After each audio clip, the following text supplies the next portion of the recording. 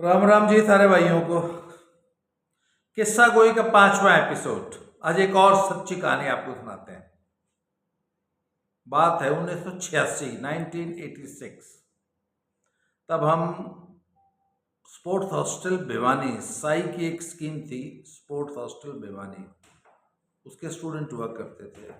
और जो ये विक्रम साराभाई फैमिली है ना,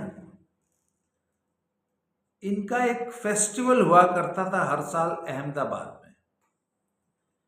विक्रम साराभाई फैमिली बहुत बड़े इंडस्ट्रियलिस्ट हुए हैं, साइंटिस्ट भी हुए हैं और बहुत ही प्रोमिनेंट एक फैमिली है।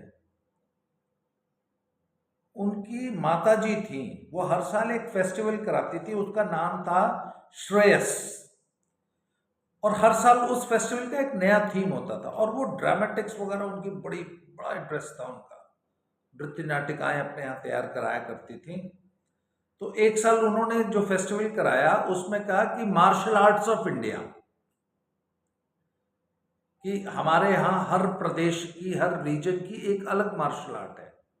तो उन्होंने सभी देश की राज्य सरकारों को लिखा कि आपके प्रदेश की जो भी मार्शल आर्ट्स है उसका एक डेलीगेशन हमारे यहाँ भेज दीजिए, हम सारे देश की मार्शल आर्ट्स का एक फेस्टिवल, एक प्रदर्शन एक करा रहे हैं। तो अब हरियाणा को तब चिट्ठी आई। तो जब हरियाणा को चिट्ठी आई तो हरियाणा का तो तब एक ही मार्शल आर्ट्स, वो है आपका कुश्ती। तो उन्होंने कहा था आप कुश्ती की एक टीम भेज दो। तो तब कुश्ती की टीम भेज दी। तो वहाँ स्पोर्ट्स हॉस्टल भिवानी थी, वहाँ के 15 एक स्टूडेंट्स को बोल दिया कि चलो जी आप लोग अहमदाबाद चले जाओ। हमारा रिजर्वेशन वगैरह करा दिया गया, हम लोग अहमदाबाद चले गए। तो पंजाब से आए थे ये गदका खेलने वाले, जो ना जो गदका खेलते हैं, वो तलवार गदका इस टाइप का, निहंग सिक्स, वहाँ गए थे। उसी तरह हर स्टेट से आए थे। और साउथ से कलरी पयत्तू आया था और भील आए थे संथाल से, वो आर्चरी वाले। उसी तरह मणिपुर से आए थे, हर स्टेट से। और उधर महाराष्ट्र से मलखम्ब और वो सब आए थे। तो हम लोग वहाँ पहुँचे तो साहब अब हुआ कि वहाँ पे कम्युनिटी लंच होता था, सब सारे एक साथ बैठ के भोजन करते थे। तो हमसे पूछा गया कि साहब आप पहलवान जी लोग आए हैं, तो आप लोग की कोई डाइट का कुछ विशेष इंतज़ाम करना है क्या? तो हम लोगों ने कहा जी विशेष इंतज़ाम तो क्या। तो बोला कि, मैंने कहा आपके यहाँ क्या डाइट में बनता है? तो उन्होंने बताया कि हमारे यहाँ तो दाल चावल। मैंने कहा जी देखिए हम लोग हरियाणा के हैं और ये पंजाब वालों ने भी यही कहा कि साहब हम लोग हरियाणा पंजाब वाले हैं, तो हम लोग राइस ईटर्स नहीं है, तो हमारे लिए तो चपाती बनवा दीजिएगा। और थोड़ा हम लोग घी मक्खन खाने वाले लोग हैं, तो उन्होंने हमारे लिए जो है मामूल की मक्खन की टिक्कियाँ बहुत सारी मंगवा दी। तो साहब हम सब लोग भोजन करने बैठे। तो हम लोग पहलवान लोग बैठ गए नीचे, ज़मीन पे बैठ के भोजन हो रहा था, वही पत्तल में और वो सब। तो पहलवान जी लोग बैठ गए, हमारे बगल में पंजाब की टीम गदका खेलने वाली बैठ गई और हमारे सामने एल शेप में उधर संथाल भील एरिया के जो हैं वो तीरंदाज जो होते हैं वो बैठ गए। तो तब हमारे तो पहलवान जी लोग, तो तब पहलवान वैसे ही देखने में बड़े लंबे चौड़े ऊंचे तंदुरुस्त होते हैं, पर डाइट जो है वो चूंकि हैवी डाइट ज़्यादा लेते हैं, घी दूध ज़्यादा होता है, तो रोटी तो दो ही खाते हैं। ये पहलवानों के बारे में मिथ है कि बहुत ज़्यादा भोजन करते हैं। फैक्ट ये है कि पहलवान तो 2 रोटी से ज़्यादा बहुत रेयर खाते हैं।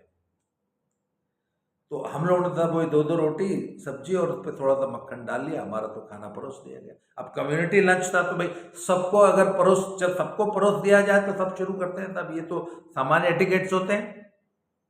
तो तब हमारे सामने जो वो झारखंड, उन दिनों तो झारखंड नहीं बना था, उन दिनों तो बिहार ही था। तो वो जो आर्चरी वाली जो टीम थी उनको सब भोजन परोसा जाने लगा। तो वहाँ पे ना केले के बड़े बड़े पत्ते थे, तो केले के पत्ते सबके सामने रख दिए और उनको सब राइस परोसा जाने लग गया। तो वो बड़ी बड़ी टोकरियां जो होती हैं, काफ़ी बड़े साइज की टोकरी में राइस लेके आए और बड़ी सी एक थाली से उठा उठा के वो केले के पत्ते पे राइस परोसने लगे। तो हमारे साथ, अच्छा मैं तो चूंकि वाराणसी का रहने वाला हूँ, तो मैंने तो बिहार, यूपी का, पूर्वांचल का और उधर का कल्चर देखा हुआ था। और हम तो वैसे भी आर्मी में रहे, तो हमने तो पूरा हिंदुस्तान देखा हुआ था। We are army kids. तो मुझे ये पता था कि जो संथाल है, अच्छा संथालों की जो जो बॉडी का साइज था वो हार्डली 40-40 किलो के थे। हमारा पहलवानी का जो सबसे छोटा वजन होता है वो भी 48 किलो का होता है, था उस जमाने में। अब तो 55 हो गया। तो सब 40-40 किलो के एकदम बड़े, मतलब पतले दुबले थे। पर उनके आगे जब चावल परोसा जाने लगा तो साहब यू वोंट बिलीव, ये इतना इतना ऐसे, मतलब एक परात से भी ज्यादा चावल, आधी टोकरी चावल एक आदमी के आगे परोस दिया गया। तो हमारे जो पहलवान थे वो है ना ऐसे करके देख रहे हैं। तो एक ने मुझे कोहनी मार के बोला, अरे ये एक आदमी इतना चावल खागा? तो मैंने बोला हाँ खा लेगा। अरे इतना खा लेगा? एक आदमी इतना चावल खा लेगा? तो मैंने बोला अरे खा लेगा। बोला क्या बात करे यार, कौन से पेट में खा लेगा यो? मैंने कहा तेरे आगे खागा तो देख लिए। वो तेरी एक आदमी इतना, जब हिंदुस्तान में भाई इतना चावल हो फिर भी कम पड़ जा है, इतना चावल एक आदमी खा लेगा? अरे मैंने कहा ये कुछ ना है। तो भाई साहब पूरी टीम को चावल परोसा गया, और सब कम से कम एक बार में 2-2, 3-3 परात चावल। फिर उसके बगल में जैसे वो सीमेंट में, रेत में जो पानी नहीं मिला के मसाला बनाया जाता है, तो बीच में गड्ढा कर लेते हैं, उसमें पानी डालते हैं। ऐसे सब बीच में गड्ढा कर लिया और उसमें दाल डाली। तो जब सबको चावल परोस दिया गया, सबका भोजन पूर्व, तो हमने सब खाना शुरू किया। और अभी हमने एक एक चपाती बड़ी मुश्किल से खाई थी, और तीरंदाजों ने साहब वो पूरा पत्तल भरा हुआ, पत्तल नहीं, केले के पत्ता भरा हुआ चावल फिनिश। मतलब इतना ऐसे ऐसे ऐसे उठा के, इतना इतना चावल उठा के एक एक बार में ऐसे डाल रहे थे। और हमारे पहलवान ने अपनी रोटी खानी भूल गए सब, सारे न्यू करके देख लिया, देख रहे क्यों कर खा, उत्तरी रे ओ इतना चावल खा गए भाई। भाई साहब 5 मिनट में एक पत्तल चावल फिनिश। तब तक हमारी एक रोटी फिनिश हुई थी पहलवानों की। अरे ये तो और ले है, ओए ये और भी ले है, उत्तरी रे, अरे कितना चावल खाएंगे ये? हमारे पहलवानों की एक्सक्लेमेशन थी। हमारे बगल में जो पंजाबी बैठे थे, उत्तरी इन्ना चावल, वो ताही चावल महंगे है ने देश च।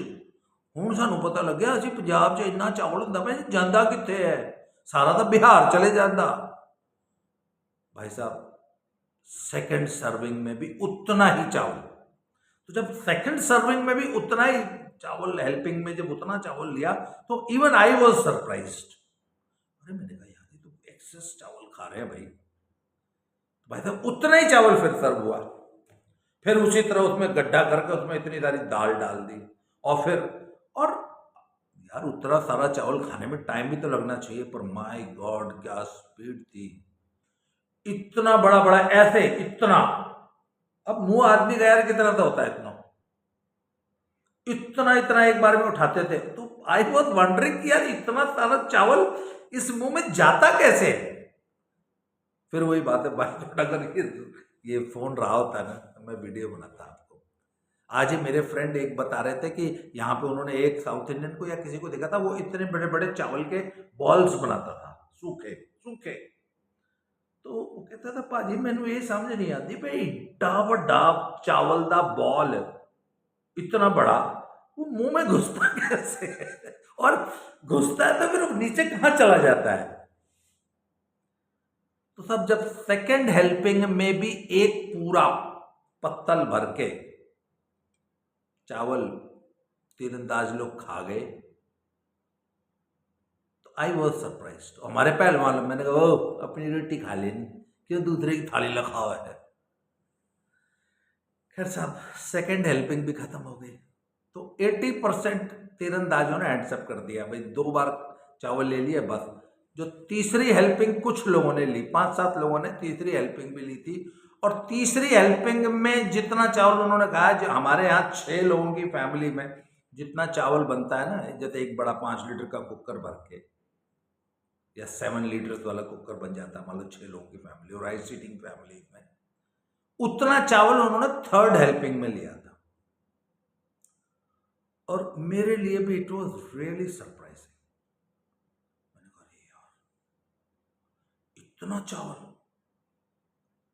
तो उस दिन मुझे समझ में आया, फिर मैं आई वॉज सरप्राइज कि मैंने कहा आखिर हमारा पेट 2 रोटी में या इतने से राइस में, अभी मैं इस उम्र की बात नहीं कर रहा हूं, जब हम जवानी में भी खाते तो तब भी हम 2 रोटी और इतने से चावल ही खा पाते थे। तो मैंने कहा आखिर हमारा पेट इतने से चावलों में क्यों भर जाता है या 2 रोटियों में क्यों भर जाता है, आखिर ये इतना, ये मेरे हाथ दोनों कितने बड़े फैल रहे हैं, इतना चावल कोई आदमी कैसे खा सकता है। तो इसका जवाब मुझे फिर बहुत दिनों बाद मिला। बहुत दिनों बाद यूं मिला कि मेरे दोस्त हैं एक सोनीपत में, मैं उनके घर चला गया तो उनकी एक भाभी थी, वो किस्सा सुनाने लग गई। बोले भाई हमारे घर अभी एक बार एक यूपी का आ गया था भैया, फिर तो बोले अब पहले दिन उसने इतनी रोटी खाई, इतनी। तो जब उसने पहले दिन इतनी रोटी खाई ना, तो अगले दिन हम नाट गए, सारी बहुएं नाट गई, ए बुढ़े मारे बस की ना है इसकी रोटी पोनी, इसने बजाओ कोई और ले आओ। तो बूढ़ा समझदार था, बोले अरे डट जाओ, थोड़े दिनों में ये भी मारेगी डाढ़, 2 रोटी खाने लग जाएगा। बोला ला, इसका 40 रोटी में पेट नहीं भरता, इसका 2 रोटी में क्यों कर भर जाएगा। बोला अरे देखती तो जा, ये भी 2 रोटी में आ जाएगा बहुत जल्दी। तो उन्होंने बताया कि जी वाकई कुछ दिन तो उसने ज़्यादा रोटियां खाई, पर जब रोटी के साथ ठीक ठाक दाल सब्जी मिलने लग गई, 1 कटोरा भर के दाल 1 सब्जी, थोड़ा दूध मिलने लग गया, थोड़ा मट्ठा मिलने लग गया, थोड़ा सा 1 डली मक्खन की भी मिलने लग गई, तो कहते उसकी डाइट धीरे धीरे कम होने लग गई। और 3 महीने के अंदर वो व्यक्ति जो कि पहले दिन इतने बड़ा रोटियों का ऐसा ढेर खा गया था, 40-50 रोटी खा गया था जो पहले दिन, 2-3 महीने में वो 2 रोटी पर डे पे आ गया। तो वो बूढ़ा मेरे तो बोलिया भाई ये जो पेट है ना, it is like a football का ब्लैडर,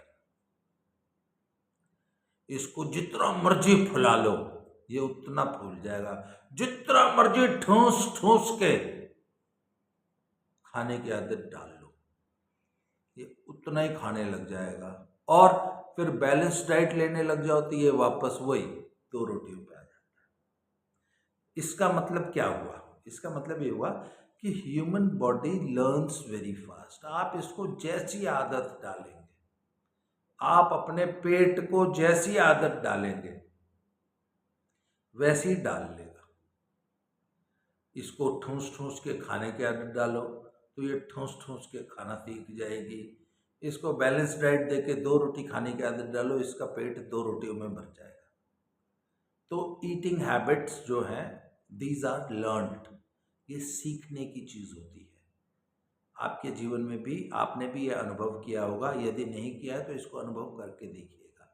ह्यूमन बॉडी को जैसी आदत डालेंगे, और ये शरीर है, मैं आजकल आपने देखा होगा मैं ना ये सिर्फ ये ज़्यादातर ये वीडियो बनाते समय ये जो ऊपर का जो अंग वस्त्रम लेता हूँ ना ऐसे गले में डाल लेता हूँ, अदरवाइज मैं अगर आप मुझे सामान्य जीवन में देंगे तो मुझे इसकी भी आदत नहीं है। अब मुझे ऊपर एकदम नंगे बदन रहने की आदत पड़ गई, और जब तक अच्छी खासी सर्दी नहीं हो जाती मैं शरीर पे कोई कपड़ा नहीं लेता। यही मैं था आज से 1 साल पहले, मेरे को टी शर्ट के बिना अजीब सा लगता था, पर जब मैंने कपड़े उतार दिए और इस वेश में रहना शुरू किया, शरीर ने ये सीख लिया।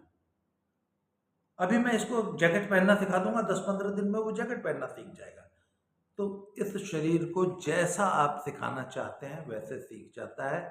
ह्यूमन बॉडी को उसको नई चीज़ें सिखाइए, नई चीज़ें हमेशा ट्राई कीजिए, नई सिचुएशंस में रहना सिखाइए, जीभ को नया टेस्ट हमेशा बताइए। अच्छा, अगले वीडियो में मैं आपको बताऊंगा कि ह्यूमन बॉडी टेस्ट को कैसे लर्न करती है। नया भोजन जब हम खाना सीखते हैं तो पहली बार नया भोजन अच्छा नहीं लगता, पर कैसे हम, या कोई भी नई हैबिट जब हम बॉडी को सिखाते हैं, तो how do we learn new things, how does a human body adopt new things, adapt new things, ये हम अगले किसी वीडियो में बात करेंगे। आज के लिए इस वीडियो में इतना ही। ये किस्सा आज बैठे बैठे याद आ गया, आपको सुना दिया। अगले वीडियो में फिर से मिलते हैं। Thank you very much.